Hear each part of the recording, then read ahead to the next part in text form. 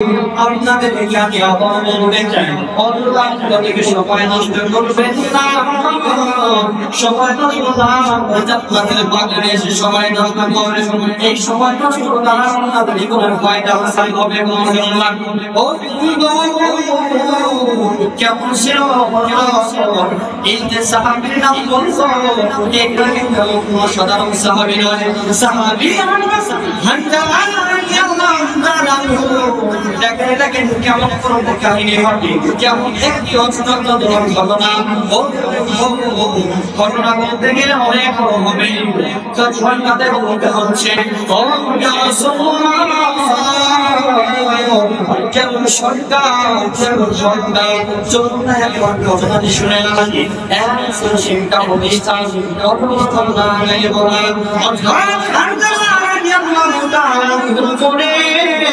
নবীজি সাল্লাল্লাহু আলাইহি ওয়াসাল্লামের ভালোবাসা কেমন ছিল। ও মুসলমান, আজকে ভালোবাসা কেমন পর্যায়ে চলে গেছে। একমাত্র যুবকরাই এখনকার মধ্যে করা হলেন ঠিক কি এখনকার এই বর্তমান প্রজন্মে এই এই বেলাটা জিনিসটা এমন ভাবে ছড়িয়ে পড়ে গেছে একটা ভাইরাসের মতো। ও মুসলমান, কিছুদিন আগে করোনা চলে গেল, করোনা যাওয়ার পরে আবার একটা নতুন ভাইরাস আসতেছে। কিন্তু এই ভাইরাস কিসের কারণে? এই করোনার কারণে, এই বিভাগের কারণে কিছু আসলে কিছু যেটা আমাদের যুদ্ধ হচ্ছে। কিন্তু যুদ্ধ এমন যুদ্ধ আমরা সকলেই জানি, আমরা সকলেই বুঝতে পারবো, কিন্তু ওই দিকে যাচ্ছি না বাজান।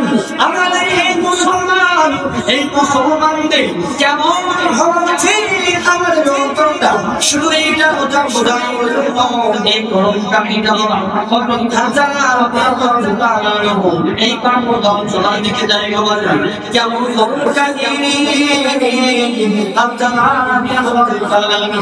স্ত্রীর সঙ্গে দেখা করে তার মুসলমান করে এই খরচ গোসলের জন্য পানি নিতে চাই, পানি নিয়ে যাওয়ার সময়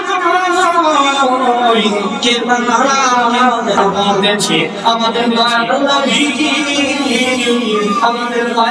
আমাদের পৃথিবীতে দাঁড়িয়ে এই কথা নিয়ে এই আওয়াজটি যখন যখন পাশ করো এই ভাষার মধ্যে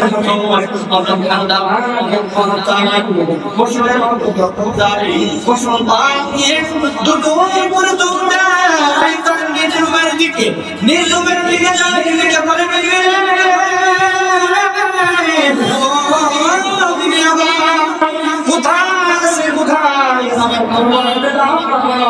আমি চুপচাপ বাড়ি চলে যাবো, কিন্তু তোমার সাধারণ তরোয়ার নয়, এইটা তরোয়ার, এই তরোয়ার পৃথিবীর কাছ থেকে চাই। তিনি সাথে দিল বন্ধ, কেন তুমি কই যাবো, তোমার হয়ে গেছে এই কথা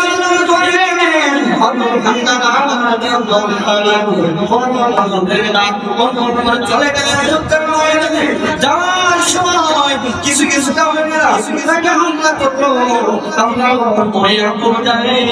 তাকে একদম হত্যা করলো। আরো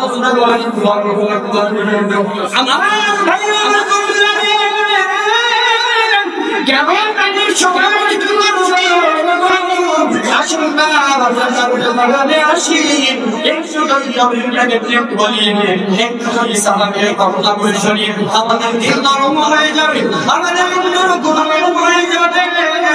তারপরে কি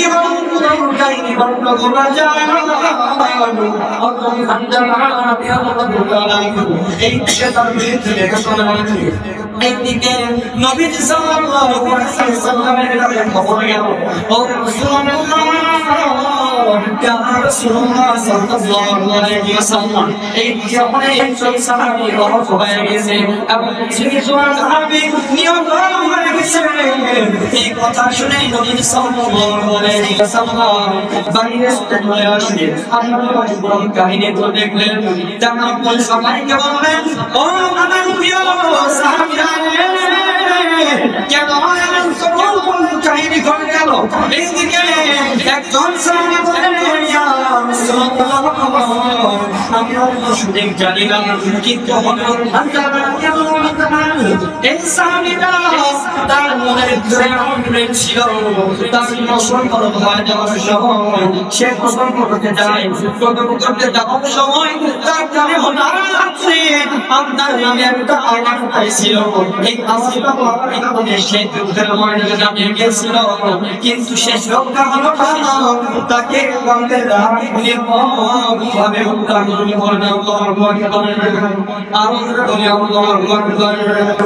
এই নবী সাল্লাল্লাহু আলাইহি ওয়াসাল্লাম এইবার হযরত হামজা রাদিয়াল্লাহু তাআলা যে সাহাবীরা আদব ছিল, যে সাহাবীরা নিয়ম ছিল, সব সাহাবীদের নিয়মদের দেখে একজন সাহাবীকে বলেন, সব মুসলিমদেরকে আমার কাছে নিয়ে আসো। এই সাহাবী বলছেন হয়েছে, তাদেরকে আমি দেখতে চাই। এই কথা বলার পরে দূর থেকে একটু নজর দিয়ে দেখে একজন মহিলা প্রকাশ করে থেকে রাসূলুল্লাহ সাল্লাল্লাহু আলাইহি ওয়াসাল্লামের দিকে দৌড়ে আসতেছে। এইটা দেখে নবী সাল্লাল্লাহু আলাইহি ওয়াসাল্লাম একটু অবাক হয়ে গেলেন। অবাক যাও তারপরে সাহাবীদেরকে বলে, ও সাহাবীরা, এইটা কেমন মেয়ে আসতেছে, এটা কোন মহিলা, তাকে আমার কাছে একটু ডাকো, সে কি বলতে চায় সেই বলার জন্য আসতেছে।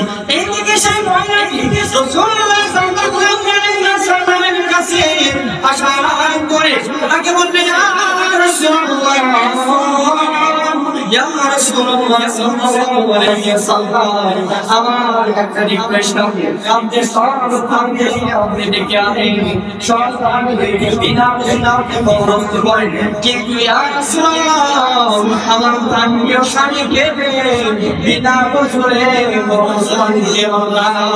এই কথা শুনে নবী সাল্লাল্লাহু আলাইহি ওয়াসাল্লাম বললেন, কেন কেন আমি তাকে বিধান শুনে তখন কিসের জন্য তখন সেই মহিলাটি বলে, আমার প্রিয় স্বামী আমাদের বাড়ি থেকে নিয়ে গেল, আমি জিজ্ঞাসা করলাম কি হয়েছে, তখন বললেন, আমার প্রাণের নবী আমার প্রিয় রাসূলুল্লাহ সাল্লাল্লাহু আলাইহি ওয়াসাল্লামকে কে বাবা যে হত্যা করেছে, এই খবর পেয়ে আমার স্বামী তোমার দুঃখের ময়দানে নামিয়ে গেছে।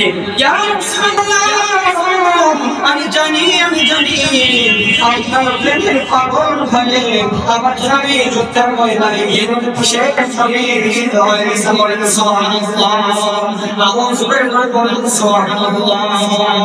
এই প্রেমের ভালোবাসা আমাদের প্রতি প্রয়োজন আছে। আজকে আমাদের প্রেম ভালোবাসা এরকম নাই, তারপর কি করুন কাহিনী ঘটে গেল। রাসূলুল্লাহ সাল্লাল্লাহু আলাইহি ওয়াসাল্লাম সবাইকে বললেন, কোথায় আছে আমার আব্দুল হাবিব হামজা আসছি, তোমরা খুঁজে নিয়ে আমি তাকে দেখো। আবু তালেব আমার দেখে তার শরীরটা ভিজে আছে। এই দিকে আমার দিকে তাকিয়ে আল্লাহকে বলে, আল্লাহ কি করবি কাহিনী। এই দিকে আসমান থেকে গায়ে আসে, এই কাহিনী সাধারণ পানি নয়, এটা জান্নাতি পানি দিয়ে তার আরো তাহলে কি বুঝলেন নবীজির ভালোবাসা সাহাবীদের কেমন ছিল, নবীজির ভালোবাসা তাদের ভিতরে কেমন ছিল, ঠিক তেমনই আপনি আমাদের উচিত নবীজি সাল্লাল্লাহু আলাইহি ওয়াসাল্লামের প্রতি প্রেম ভালোবাসা এমন ভাবে আমাদের অন্তরে নেওয়া উচিত, যাতে করে আমাদের অন্তরে শুধু নবীর প্রেম ভালোবাসায় থাকে। ইনশাআল্লাহ কিন্তু মুসলমান আজকে আমাদের সমাজ এমন হয়ে গেছে, আমরা জানি আসলে কত ঘটনা ঘটে। একটা কথা সেটা হচ্ছে